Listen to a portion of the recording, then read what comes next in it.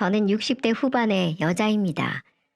말년에 좀 편해지나 했는데 고민이 생겨서 사연을 쓰게 됐어요. 요즘 잠도 한숨 못 자고 밤잠을 설치면서 고민만 깊어가고 있었습니다. 그러다가 평소 즐겨 듣던 이 채널이 생각나서 일주일에 걸쳐서 글을 써가며 이렇게 사연을 보내게 됐어요. 그동안 여러 사연을 들으면서 사연에 깊은 공감을 하면서도 같이 욕도 하기도 하고 걱정도 하며 들었습니다. 하지만 옛말에 남의 자식 흉보지 말고 내 자식이나 가르치라는 말이 있죠. 절 이렇게 골머리 썩게 하는 놈이 바로 장남이에요. 12년 동안 연락을 끊고 살던 아들이 갑자기 나타나더니 제게 큰 숙제를 안겨준 겁니다. 부모가 자식의 겉을 낳았지 속을 낳았냐는 말처럼 전 제 아들인데도 아직도 모르겠어요. 제 인생을 돌아보면 큰 재산은 만들지 못했지만 삼남 일녀 잘 키워낸 것만으로도 큰일을 해낸 거라고 생각하면서 살았습니다. 젊은 시절 남편 먼저 보내고 삼남 일녀 혼자 힘들게 키웠거든요. 그래도 다행이었던 건 자식들은 누구 하나 말썽 한 번 안 부리고 잘 커졌습니다. 일하느라 바빠서 제대로 못 챙겨줬는데 알아서 자기들 공부도 잘해줘서 참 기특했어요. 그런데 자식 키우는 일이 마음처럼 잘 풀리는 일은 아니었습니다. 다 착하게 크고 있다고 생각했는데 유독 장남은 커갈수록 이기적으로 변해갔어요. 보통 부모가 바쁘면 첫째가 동생들 챙긴다고 하던데 저희 집은 완전 반대였습니다. 어린 동생들이 첫째 형 눈치 보느라 자기 물건도 양보하기 일쑤였어요. 어느 날은 퇴근하고 돌아왔는데 둘째는 얼굴에 상처가 난 채로 울고 있고 셋째는 구석에서 숨죽여 울고 있는 겁니다. 그래서 둘째를 얼싸안고 셋째를 어르고 달래서 물어봤어요. 그랬더니 셋째가 우는 목소리로 제게 말하더군요. 둘째 형이랑 숙제하다 큰형 지우개를 썼는데 큰형이 자기 물건 쓰지 말라고 날 때렸어. 저는 셋째의 말에 놀라서 안고 있던 둘째를 살펴보니 얼굴에 상처가 난 채로 더 서럽게 울었어요. 저는 당황스러워서 문을 걸어 잠그고 방에서 나오지 않는 큰아이의 방문을 두드렸습니다. 한참을 두드려도 방에서 나올 낌새가 없길래 열쇠로 방문을 따고 들어갔죠. 방문을 열자 큰애는 뭐가 그렇게 억울한지 화가 난 얼굴로 저를 노려보며 말했습니다. 쟤네가 먼저 허락도 없이 내 지우개 만졌어. 동생들이 지우개 좀 잠깐 쓰는 건데 빌려줬어야지. 큰형이 돼가지고 그런 양보도 못해? 싫어. 내 물건 건들면 다 가만 안 둘 거야. 악을 쓰며 동생들이 먼저 자기 물건을 만졌다고 우는데 기가 막히더라고요. 큰 소리도 내봤지만 큰애는 도통 말을 들을 생각이 없어 보였습니다. 결국 몇 시간을 악을 쓰며 우는 큰애를 달래려고 둘째와 셋째에게 앞으로 형 물건은 건들지 말라고 말을 해야 했어요. 그러자 큰애는 울음을 딱 그치고는 일어나더군요. 속없이 착한 둘째와 셋째에겐 미안했지만 그때는 저도 자식들 키우는 요령이 없었습니다. 유독 까칠하고 예민했던 큰아들이 사춘기가 왔을 때는 어쩔 줄을 모르고 쩔쩔매면서 키웠네요. 그래서인지 큰아들은 더 이상 작아서 못 입게 될 옷들도 동생한테 절대 양보하려고도 안 했어요. 없는 살림에 한 푼이 아쉬워서 그때는 큰아들 옷을 뺏어다가 둘째와 셋째를 주기도 했습니다. 하지만 그렇게 억지로 뺏었던 날은 꼭 큰 싸움이 났어요. 막내딸은 늘 오빠들이 서로 싸우는 모습을 보고 저한테 달려왔습니다. 아들 셋을 키워낸 엄마한테는 금메달을 준다고 하죠. 항상 별것도 아닌 일로 치고받고 싸우는 통에 집안이 조용할 날이 없었죠. 심통난 애 말리고 우는 애 달래다 보면 하루가 훌쩍 지나가 있더라고요. 그래도 밖에서 큰 사고 안 치고 집안에서 자기들끼리 치고받고 싸우는 게 다행이다라고 생각하며 키웠던 것 같네요. 자식 넷을 혼자 키우는 게 벅차고 힘들었는데 착하고 순하게 제 몫을 다하면서 잘 자라줬습니다. 자식들 다 크고 나서도 내 자식이지만 예민하고 까칠하기만 했던 장남은 장가도 못 갈 줄 알았어요. 커갈수록 성격이 온순해지는 게 아니라 더 자기밖에 모르고 이기적으로 컸기 때문이죠. 그런데 집신도 짝이 있다고 어느 날 결혼하겠다고 예쁘장한 여자를 데려온 거예요.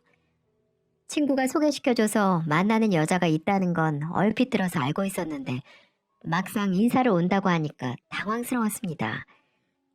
게다가 인사 온 예비 며느리는 부모님을 20대 때 모두 잃고 혼자 살고 있었어요.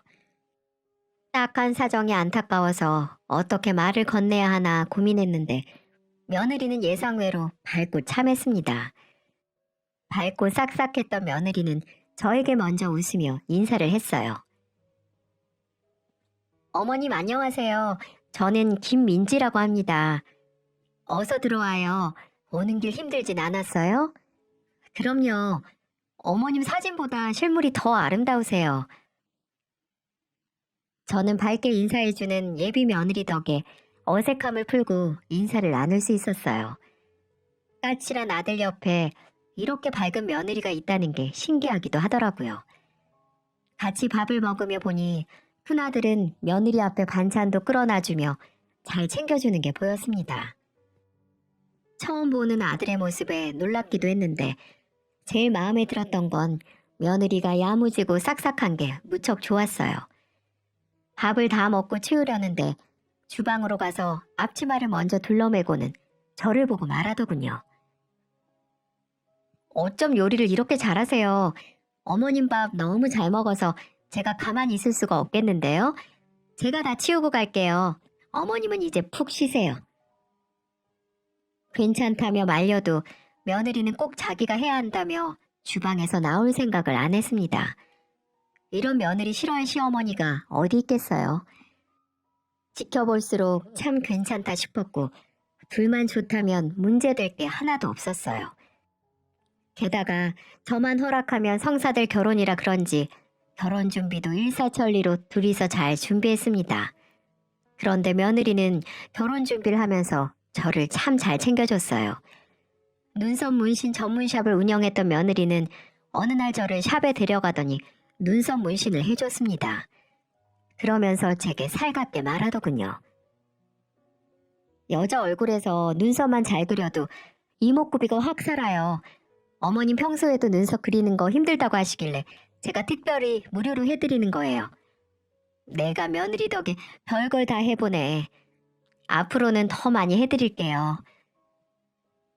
며느리는 저를 엄마처럼 생각한다면서 이것저것 참 많이도 챙겨줬어요. 장남한테서는 한 번도 받아본 적 없던 영양크림도 며느리가 직접 챙겨줬습니다. 집안에 사람이 잘 들어와야 한다고 하죠. 저는 장남이 드디어 제대로 임자를 만나서 개과천선하고 살겠다 싶었어요. 싹싹하고 밝은 며느리를 얻게 돼서 기쁜 것도 잠시, 형편이 어려워서 제대로 된 집 하나 못 구해주겠다는 생각이 들더군요.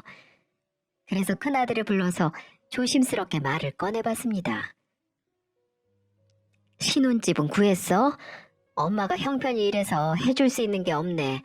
미안하다 아들. 그럴 줄 알았어. 우리 회사에서 대출 받아서 마련할 거야. 내가 벼룩의 간을 빼먹지 엄마한테 무슨 돈을 바래? 아들은 대기업에 다니고 있었는데 신혼집을 얻으려고 회사에서 대출을 받았다고 했어요. 그런데 절 원망하듯 말하는 소리가 가슴에 대못으로 박히는 건 어쩔 수 없었습니다. 제가 돈이 많았다면 어땠을까 하는 생각이 들었지만 제 몫을 해내는 큰아들이 대견하더군요. 그렇게 결혼식을 마치고 신혼집에 들어선 살림들을 보니 둘이 정말 잘 살겠다 싶었어요. 하지만 이건 제 착각이었어요. 사람 본성은 어디 안 간다고들 하잖아요. 큰아들은 결혼식이 끝나자마자 동생들을 불러서 다짜고짜 화를 냈습니다. 그 이유도 황당했어요. 큰아들이 결혼할 때가 30 초반쯤이라 둘째, 셋째, 넷째는 이제 막 사회생활을 시작했을 나이였거든요. 다들 먹고 살기 빠듯한데 그래도 첫째가 장가 간다고 무리해서 1인당 100만 원씩 축의금을 했던 거였어요. 그런데 큰아들은 동생들 불러 세워놓고 고작 100만 원 했다고 트집을 잡고 있는 겁니다. 이게 말이 된다고 생각하시나요? 동생들 사정 뻔히 알면서 고작 100만 원이라는 말을 쉽게도 하더군요. 첫째는 둘째 어깨를 툭툭 치며 말했습니다. 넌 어릴 때부터 날 무시하더니 결혼식에도 꼭 이렇게 티를 내야 직성이 풀려? 너 결혼하기만 해봐. 아주 국물도 없을 줄 알아. 네가 아무리 열심히 살아도 대기업 다니는 나만큼이나 살 수 있을 것 같아? 그리고는 셋째와 넷째에게도 결혼한다고 자기한테 손 벌릴 생각하지 말라며 으름장을 놓는 게 아니겠어요? 저는 그 모습을 보고만 있을 수 없어서 첫째의 손목을 잡으며 말했습니다. 누가 너한테 동생들한테 콩고물 떨어뜨리라고 시켰어? 내 새끼들은 내가 알아서 할 거니까 네 신혼집이나 신경 써. 제가 단호하게 말하자 큰아들은 코웃음을 치며 돌아섰어요. 아나무인도 유분수지 누가 보면 동생들까지 혼자 다 키워낸 줄 알겠더군요. 셋째는 그 상황에 화가 났는지 궁시렁거리며 말했습니다. 없는 돈 쪼개서 100만 원이나 했더니 이게 무슨 꼴이야? 미운 놈 떡 하나 주고도 욕을 먹네. 셋째 아들의 말에 둘째 아들과 막내딸도 맞장구를 쳤어요. 어른이 되면 좀 달라질 줄 알았던 제가 오만했던 건지 첫째는 이기적인 걸 넘어서서 보찜이라도 맡겨놓은 사람처럼 동생들을 닥달하기 시작했어요. 어느 날 둘째 아들은 제게 화를 내며 전화해서 큰아들과 있던 일을 하소연하듯 털어놨어요. 큰형은 대기업을 다니는 게 아니라 사채업자랑 일하는 것 같아. 나한테 글쎄 자기 집 청소기를 사놓으래. 집안에 장남이 장가갔는데 왜 가만히 있냐고 난리를 치는데 아우 기가 따가워서 전화 끊어버렸어. 저는 둘째의 말에 화가 나서 절대 아무것도 사주지 말라고 신신당부를 하고 전화를 끊었습니다. 장남이면 장남답게 굴어야지 동생들 사정 뻔히 알면서 꼭 저렇게 노골적으로 다 받아내야 되는 건가요? 게다가 결혼했다고 무조건 선물 주고받는 법이 어디 있다고 난리인지 이해할 수가 없었죠. 그래서 저는 큰아들에게 전화해서 노발대발 화를 내며 말했어요. 맨날 입으로는 대기업 거리면서 청소기 살 돈도 없어서 둘째한테 청소기 타령이야? 뭐 얼마나 대단한 청소기 사려고. 그놈의 청소기 필요하면 나한테 말해. 곳에 그걸 또 둘째가 엄마한테 일렀어? 됐어. 내가 벼룩의 간을 빼먹지. 애초에 바라지도 않았어. 꼴랑 100만 원 축의금하는 동생한테 뭘 바래? 저는 큰아들의 말에 어이가 없었어요. 그래서 청소기 못 살 것 같으면 저한테 말하라고 했더니 필요가 없다는 거예요. 저런 것도 첫째라고 100만 원이나 축의금을 했던 자식들이 대견해 보이기까지 했습니다. 크면서도 그렇게 큰아들한테 치이고 자란 아이들인데도 그래도 남매라고 챙기는 게 기특했어요. 그런데 큰아들의 만행은 여기가 끝이 아니었습니다. 안 그래도 사이 안 좋던 남매 사이가 완전히 틀어져 버리는 사건이 있었어요. 큰아들이 막내딸한테 전화해서 글쎄 며느리 가게에서 일을 배우라고 했다는 겁니다. 나중에 며느리가 아이를 낳고 나면 샵 문을 닫을 수 없으니 막내가 일하라는 거죠. 그러면서 큰아들은 막내딸에게 비수를 꽂으며 이렇게 말했다고 했습니다. 회사도 지똥만한 회사 다니면서 자리 지켜봐야 뭐해? 그냥 샵에서 기술이나 배워. 저것도 다 기술이야. 막내딸은 중소기업에 다니고 있었는데 다니고 있는 회사를 무시하며 기술이나 배우라고 했다는 거예요. 그러면서 며느리가 임신하게 되면 단골 손님 때문에라도 문을 닫을 수 없다고 막내더러 일하라고 했다고 했습니다. 기가 막혀서 큰아들을 찾아갔는데 끝까지 자기는 올바른 조언을 해준 거라며 당당하게 말하더군요. 저는 큰아들의 말에 등을 내리치며 말했습니다. 나중에 나 죽고 나면 하늘 아래 핏줄이라고는 동생들 뿐인데 왜 그렇게 동생들 못 잡아먹어서 안달이야? 크면서도 그러더니 나이 먹고도 애들을 쥐어잡아 왜? 그러자 큰아들은 제 말을 듣자 화를 내며 말하더군요. 내가 다 걔 생각해서 해준 말이야. 고작 중소기업 다니는 애가 남자를 잘 만나봐야 얼마나 잘 만나겠어? 평생 먹고 일하면서 살려면 기술이 있어야지. 결국 듣다 못한 저는 큰아들에게 닥치라고 소리쳤어요. 그리고는 동생들한테 그 말도 안 되는 소리 하지 말라며 으름장을 놨습니다. 하지만 저의 노력에도 틀어진 남매 사이가 좋아지진 않더군요. 이미 큰아들한테 남아있던 정마저 떨어졌다며 연락을 다 끊겠다고 하더라고요.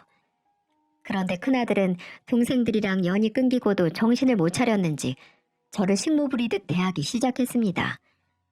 자식 장가 보내면 끝인 줄 알았는데 보내놓고도 아들 뒷바라지가 끝나지 않는 것 같았어요. 큰아들은 저에게 전화해서 뭐라도 맡겨놓은 사람처럼 당당하게 말하더군요. 아들 장가 갈 때 해준 것도 없으면서 반찬이라도 해서 보내야 되는 거 아니야? 뭐가 이쁘다고 네 입에 들어가 반찬을 해서 보내. 난 먹을 거 해먹기도 힘들다. 그런 소리 할 거면 끊어. 저는 아들의 전화를 확 끊어버렸어요. 평소에는 전화도 안 하면서 꼭 자기가 뭔가 필요하면 저한테 전화를 했거든요. 이게 끝이었으면 제가 2달이 뻗고 살았을 겁니다. 처음에는 반찬 좀 해달라고 하루에도 12번씩 전화를 하더니 이제는 아예 집안 청소를 해달라는 거예요. 세상에 어떤 아들이 엄마한테 저런 부탁을 하겠습니까? 큰아들이 저한테 한다는 소리가 기가 막힐 노릇이었죠. 다른 집 엄마들은 집도 해주고 반찬도 넉넉하게 해서 갖다 준다던데 엄마는 뭐가 그렇게 맨날 다 못해주겠다는 거야? 돈이 없으면 성실하기라도 해야지. 그게 엄마한테 할 소리냐? 그만큼 키워놨으면 네가 좀 알아서 살아. 동생들은 알아서 잘만 하는데 너는 왜 그렇게 엄마 못 잡아먹어서 안달이야? 저는 큰아들이 부탁하는 건 해줄 수 있어도 해주기 싫었습니다. 반찬도 넉넉하게 만들어서 줄 수도 있었지만 엄마를 식물처럼 생각하는 큰아들에게는 쌀 한 톨도 그냥 주기 싫었어요. 옛말에 미운 놈 떡 하나 더 준다고 하죠. 그런데 제가 미운 놈 떡 하나 더 주면서 키우다가 저런 아나무인의 자기밖에 모르는 아들로 큰 것 같았어요. 그래서 이제라도 안 주겠다고 마음을 먹었죠. 그랬더니 큰아들은 더 철딱서니 없게 행동하기 시작했습니다. 글쎄 결혼하고 첫 명절인데 집을 안 오겠다며 전화를 하더군요. 왜 못 오냐고 물었더니 큰아들은 당당하게 저에게 말했습니다. 명절인데 누가 제사를 지내? 꼭 없는 집구석에서 조상 타령하더라. 난 여행 갈 거니까 절대 전화도 하지 말고 찾아오지도 마. 큰아들의 전화에 뒤통수를 한 대 얻어맞은 것처럼 얼얼하더군요. 결혼하고 첫 명절에 안 오겠다는 이유가 여행이라니 기가 막히지 않겠습니까? 처음에는 며느리가 오기 싫다고 한 건가 의심이 들기도 했습니다. 왜냐하면 전화로 매번 반찬 타령하던 아들이라 명절이랍시고 와서 집에 있는 김치통까지도 다 가져갈 것 같았거든요. 그래서 혹시나 며느리가 안 가겠다고 했나 의심을 하고 있는데 며느리한테서 전화가 왔더라고요. 어머님, 결혼하고 첫 명절이라 가고 싶었는데 계속 안 가겠다고 하네요. 혼자라도 가겠다고 하니까 시댁에 가면 집에서 쫓아낸다고 해서 갈 수가 없을 것 같아요. 제가 너무 죄송해서 몰래 용돈 좀 보내드렸어요. 맛있는 음식 사드세요. 며느리는 너무 죄송하다며 저에게 용돈까지 챙겨 보내줬어요. 잠시나마 의심한 게 미안해질 정도로 사과를 하길래 괜찮다고 며느리를 다독였습니다. 이후에도 며느리는 큰아들 몰래 용돈도 챙겨줬고 혼자 종종 찾아와서 같이 밥도 먹곤 했어요. 그래서 큰아들은 꼴보기 싫을 정도로 얄밉긴 했지만 며느리의 전화는 반갑기만 하더군요. 아들이 엄마 취급도 안 하고 식모처럼 대하길래 며느리 보기도 민망했거든요. 그런데 며느리가 먼저 저를 시어머니처럼 살뜰히 챙겨주니까 고마웠습니다. 그렇게 큰아들이 심통을 부리는 것처럼 저와 동생들이랑 벽을 쌓는 동안 며느리는 임신했다는 소식을 전해왔어요. 부모도 없는 며느리가 혼자 몸조리는 어떻게 하나 싶어 종종 집에 찾아가서 챙겨줬습니다. 집안일도 도와주고 청소도 해주면서 며느리와는 잘 지냈어요. 며느리는 제가 집안일을 하고 있으면 꼭 따라다니면서 말했습니다. 어머님, 매번 이렇게 도움만 받아서 죄송해요. 임신했을 때는 몸을 잘 챙겨야 되는 거야. 내가 이런 거 말고 해줄 수 있는 게 없어서 미안하지. 그래도 먹고 싶은 거 있으면 다 말해. 그리고 방에 들어가서 좀 자. 몸도 무거울 텐데. 제가 도와주겠다며 갔던 건데 어찌나 미안해 하던지 이렇게 착하고 고운 며느리를 얻은 게 복이구나 싶었어요. 큰아들은 제가 집에 찾아와서 청소까지 해주는데도 고맙다는 말 한마디도 없었습니다. 그러니 제가 며느리를 더 예뻐할 수밖에 없지 않겠어요? 임신하면 친정엄마 생각이 더 애틋해지는데 며느리가 안타깝고 불쌍했어요. 그래서 아이를 출산하는 날에도 병원에서 진통하는 내내 제가 옆에 있어줬습니다. 긴 진통 끝에 며느리는 건강한 손자를 낳았어요. 그 순간 제가 큰아들을 낳던 순간이 떠올라서 주책맞게 눈물이 나더군요. 품에 안아본 아이를 보니 큰아들 처음 안아보던 순간이 절로 생각났거든요. 안고 있던 손자를 내려놓고 땀에 흠뻑 젖은 며느리의 이마를 닦아주며 말했어요. 아이고 수고했다. 우리 며느리가 시집와서 이렇게 큰일을 해내네. 고맙다 고마워. 앞으로 내가 네 엄마다 생각하고 힘든 거 있으면 다 말해. 저는 며느리 머리카락을 정리해주다 꼭 안아줬습니다. 세상에 자식을 낳아봐야 부모 마음을 안다고 하잖아요. 며느리는 저를 안고도 펑펑 울었어요. 다음날 저는 며느리를 위해서 미역국을 끓여갔어요. 며느리는 제가 끓여간 미역국을 먹으면서도 울었습니다. 미역국이 코로 들어가나 입으로 들어가는지도 모르게 우는 며느리에게 말했어요. 엄마가 시도 때도 없이 우는 거 애들 보기 안 좋아. 지금 마음껏 울고 앞으로 아들 제대로 키울 생각만 해. 그래야 하늘에서 부모님이 우리 딸 대견하다 하실 거야. 내가 사는 동안 많이 도와줄게. 제가 해줄 수 있는 건 며느리가 힘들지 않게 도와주는 일뿐이었습니다. 정말 며느리한테만큼은 최선을 다해주고 싶었어요. 하지만 이런 제 다짐이 무색하게도 저에게 불행이 찾아오고 말았습니다. 가슴에 통증이 심해져서 병원을 가봤는데 유방암 진단을 받은 거예요. 하늘이 무너지는 줄 알았습니다. 이제 손자도 보고 겨우 다른 사람들처럼 살아보나 했어요. 그래도 수술받고 잘 치료받으면 완치될 수 있다는 말에 안심할 수 있었어요. 하지만 제 유방암 소식을 들은 둘째 아들과 셋째 아들 그리고 막내딸은 소식을 듣자마자 집을 찾아와서 오열하더군요. 그리고 둘째 아들은 울먹이며 말했습니다.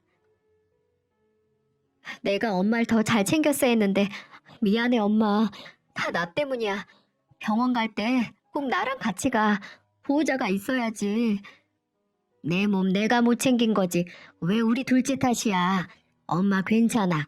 치료받으면 금방 낫는데.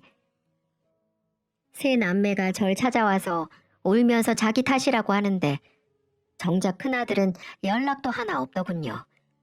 항암 치료 받게 됐다고 제일 먼저 말했는데도 괜찮냐는 말 한마디가 없었습니다. 처음에는 며느리가 손자를 낳고 얼마 안 된 때라서 도와줄 수가 없다는 게 마음에 걸렸어요. 그래도 손자를 오래 보려면 지금 잘 치료해야 한다는 생각에 병원도 열심히 다녔습니다. 아무리 이기적인 아들이라도 자기 자식은 알아서 잘 보겠지 싶어서 치료에만 전념했죠. 그런데 엄마가 암에 걸렸다 해도 전화 한 통 없던 큰아들이 갑자기 집에 좀 와달라는 겁니다. 무슨 일이라도 있냐 묻는데 꼭 집에 와보라는 거예요. 그래서 병원 진료를 끝내고 갔더니 아들은 다시 암을 키우는 소리를 해댔습니다. 아들은 절 기다렸다는 듯 제 앞에 서서 명령조로 말했어요. 엄마, 이제 좀 괜찮지?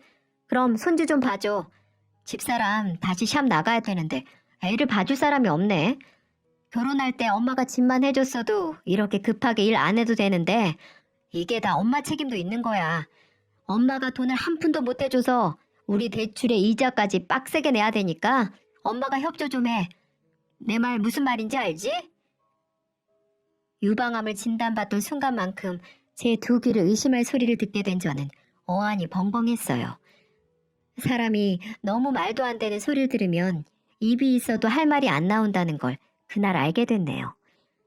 이 상황에 뭐라고 말을 해야 하나 아무리 고민해도 대답할 말이 떠오르질 않는 거예요.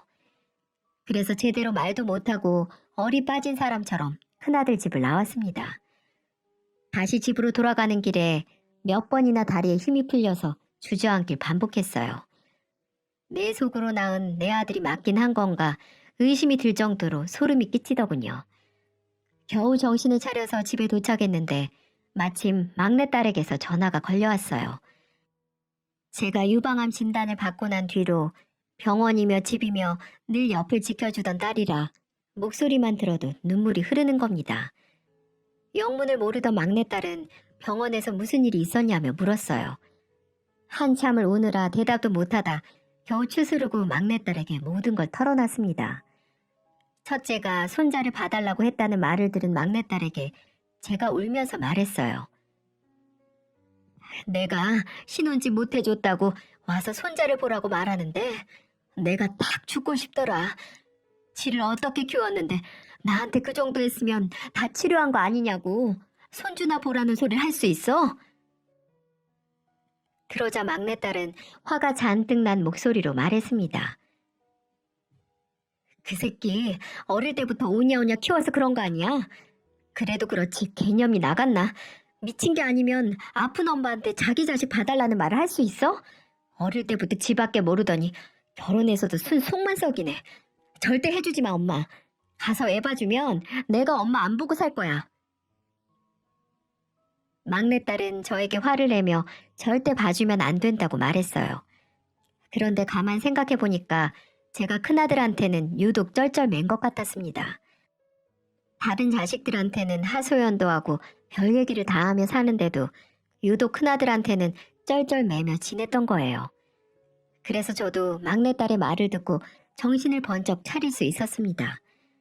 결심이 흔들리기 전에 바로 큰아들한테 전화해서 말했죠. 아직 병원 다니면서 치료도 해야 하고 몸도 안 좋아서 손주 못 봐준다. 도우미를 쓰던지 둘이 알아서 해. 제가 단호하게 말하자 큰아들은 화를 내며 큰 소리로 말하더군요. 아니 부모가 돼서 그거 하나 못 해줘? 내가 뭐 돈을 달랬어? 집을 해달랬어? 그냥 와서 애 좀 봐달라는데 그걸 못 해준다는 게 부모야? 그냥 인연 끊고 살자. 이렇게까지 아무것도 못 해주는 무능력한 집 필요 없어. 큰아들은 제가 아기를 못 봐준다고 하자 화가 잔뜩 난 것 같았어요. 그런데 이게 엄마한테 할 소린가요? 아무리 자기 자식이 중요하지만 아직 유방암으로 투병 중인 엄마한테 집에 와서 애를 보라니 듣고도 잘못 들은 줄 알았습니다. 큰아들이 뱉어낸 말들은 제 가슴에 비수처럼 꽂혔어요. 하염없이 눈물만 흐르는데 눈에서 피눈물이 흐른다는 생각이 들 정도로 눈이 따갑도록 울었습니다. 저런 걸 자식이라고 낳고 살았다니 제 인생이 다 후회스러웠어요. 그래도 천륜인데 설마 큰아들이 천륜을 끊겠나 싶었죠. 하늘 아래 천륜은 누가 쉽게 끝나 했더니 그게 바로 제 아들이었어요. 설마 그래도 생일에는 연락이 올 줄 알았습니다. 솔직히 큰아들이 전화를 안 주더라도 며느리는 줄 거라고 믿었던 것 같네요. 그런데 며느리마저 언제 지내냐는 듯 연락을 끊어버렸고 큰아들도 정말 안부 전화도 한 통 없었습니다. 그뿐인 줄 아세요? 명절마저도 아예 연락을 안 하는 겁니다. 매일 전화하다시피 걸려오던 며느리 전화도 없으니 정말 천륜을 끊겠다고 다짐했다는 게 실감이 나더라고요. 태어나자마자 손자를 한 번 본 게 전부였던 저는 손자가 보고 싶었습니다. 하지만 제가 지나가는 말로 손자 걱정을 하면 둘째와 셋째가 단호하게 말했어요. 엄마, 절대 큰형한테 연락하지 마. 그 형은 스스로 정신을 차리는 게 아니면 평생 정신 못 차릴 사람이야. 엄마가 먼저 연락하면 우리도 엄마랑 연 끊을 거야. 저는 자식들의 말에 알겠다고 대답했어요. 손자가 보고 싶긴 했지만 큰아들의 행동에 저도 자식과 부모 정마저 다 떨어지더군요. 그날 이후 자식들은 제게 정말 잘했습니다. 다들 결혼해서 며느리도 둘이나 봤어요. 며느리 둘도 하나같이 착하고 참해서 다들 저에게 정말 잘했습니다. 여행을 갈 때도 저를 꼭 데려갔고 외식도 자주 하면서 오순도순 지냈어요. 제 생일에는 둘째와 셋째 며느리가 생일상도 차려줬습니다. 태어나서 나이 먹는 게 즐거웠던 건 다 며느리들 덕분이었죠. 둘째 며느리는 제게 종이 가방을 내밀며 말했습니다. 어머님, 이건 제 선물이에요. 어머님한테 잘 어울릴 것 같아서 골라왔어요. 아유, 괜찮은데 밥도 차리고 선물까지 주면 내가 너무 미안한데. 아니에요. 당연히 저희가 챙겨드려야죠. 둘째 며느리는 제게 옷을 선물하며 다정하게 말했어요. 저는 옷을 몸에 대보며 마음에 쏙 든다며 고맙다고 말해주었죠. 막내딸도 올케 언니가 안목이 좋은 것 같다며 다음에 같이 쇼핑이나 가자며 말하더군요. 저는 서로 우애 깊게 지내는 모습이 참 보기 좋았습니다.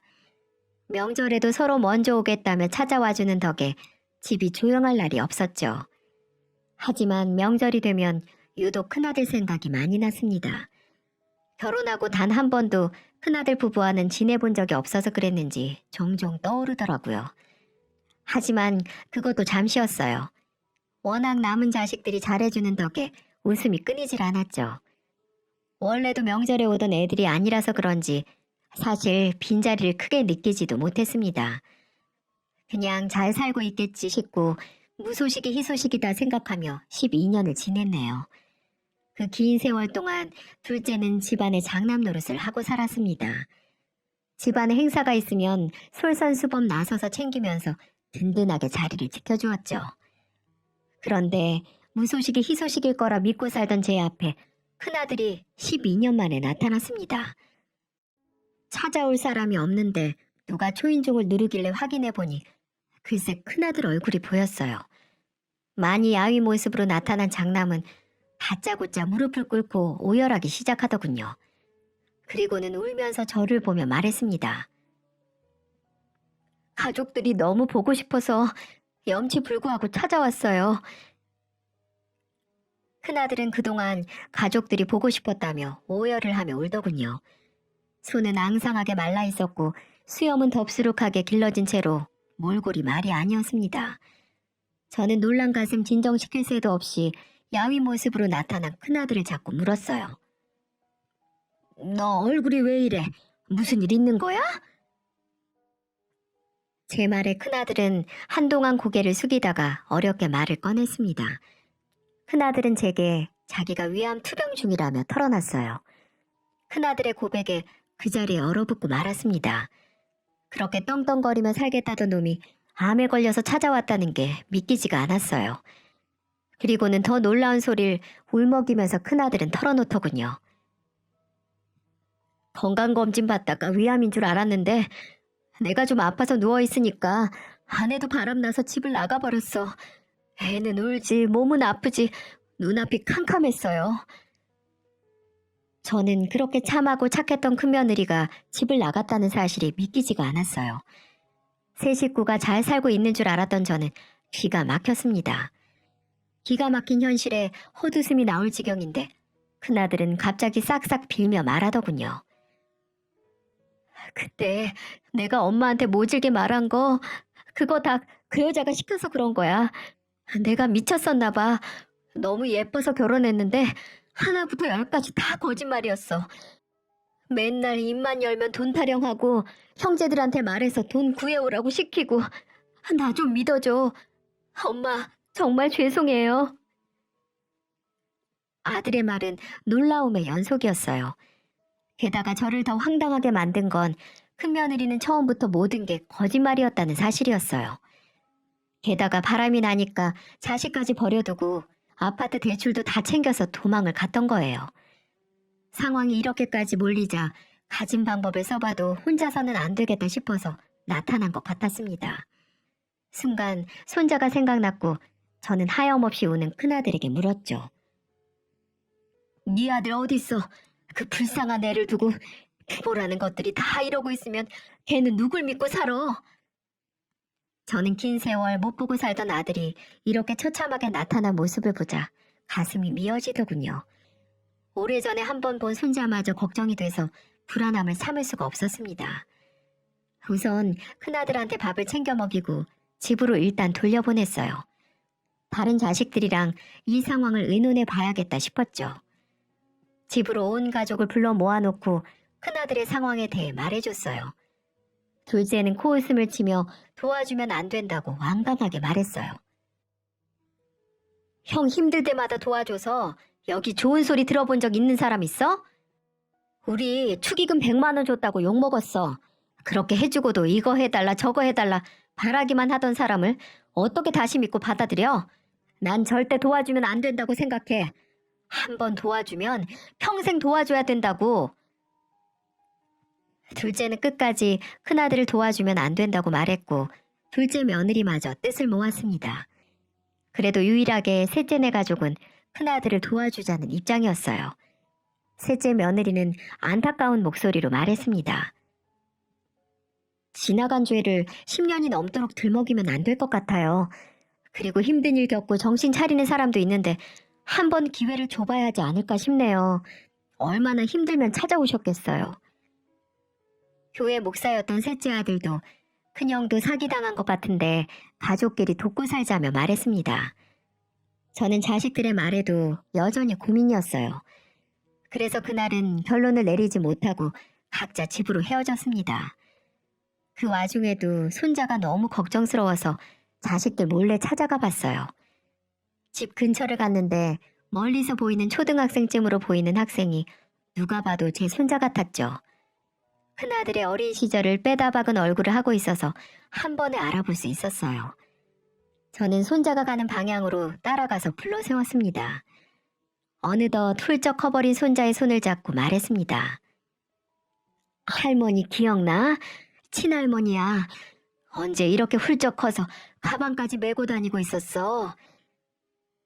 손자는 친할머니라는 말에 인사를 하더니 같이 올라가자며 집으로 데려갔어요. 그런데 손자와 함께 들어간 집을 보고 입을 다물 수 없었습니다. 신발장에는 모래먼지가 한가득 있었고 신발도 짝을 잃고 뒤엉켜 있었어요. 게다가 거실에는 제대로 펼쳐지지도 않은 빨래들이 건조대에 걸려 있었습니다. 커튼도 안 걷어서 어두컴컴한 거실에는 꿉꿉한 냄새까지 hin동했죠. 그야말로 돼지우리 같은 집에서 애를 키우고 있었다는 게 믿을 수 없었습니다. 집안을 구석구석 살펴보던 저를 손자는 제 손을 꼭 붙들며 말했어요. 할머니, 저 이제 살기 싫어요. 정말 죽고 싶어요. 아빠는 맨날 아프다고만 하고 밥도 제대로 안 줘요. 밥도 제대로 못 먹는다는 손주의 말에 저는 손주를 품에 꼭 안아줬습니다. 아직 초등학생이 손자 입에서 죽고 싶다는 말이 나올 거라고는 생각지도 못했거든요. 괜히 제가 미안해서 손자를 붙들고 할미가 미안하다며 달래주다가 다음 날이 주말이라 무작정 애를 데리고 제 집으로 왔습니다. 학교 가면 급식이라도 먹을 텐데 주말에는 애가 얼마나 굶겠습니까? 그래서 손자를 집으로 데려오면서 자식들을 다시 한번 다 불러 모았습니다. 손자를 씻기려고 했는데 너무 배가 고파서 씻을 힘도 없다며 주저앉길래 밥부터 먹였죠.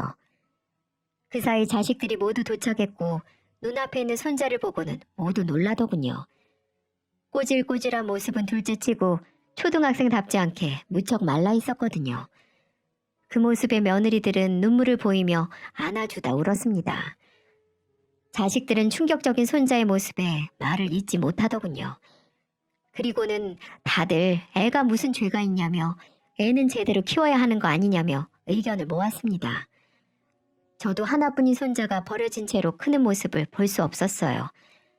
다른 자식들은 다 가정에 있어서 손주를 볼 수 없으니 제가 키우기로 했습니다. 유방암이 완치된 후라 손자를 키우는 건 아무 문제가 없었습니다. 그래도 아이의 의견이 중요하니까 여기서 살겠냐고 조심스럽게 물어봤죠. 할머니, 저 여기서 살고 싶어요. 말썽도 안 부리고 말 잘 들을게요. 밥 먹은 그릇도 정말 잘 치울게요. 제발 여기서 살 수 있게 해주세요.